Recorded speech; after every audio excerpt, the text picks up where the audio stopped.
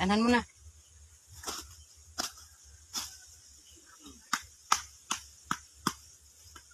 Ang galing na ate Pangit magbunot ng nyug.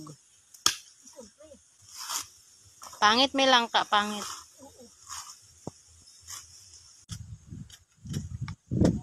Si Ate Pangit po, nagkakatay ng karning baboy.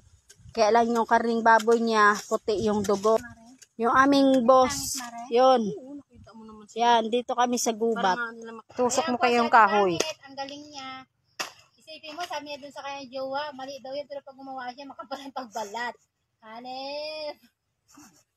Ano nang kakainin dyan? O, diba? Kaya nga, anuhan kay... Dito na sayang din. Dating doon, ano na lang. Madali na yan.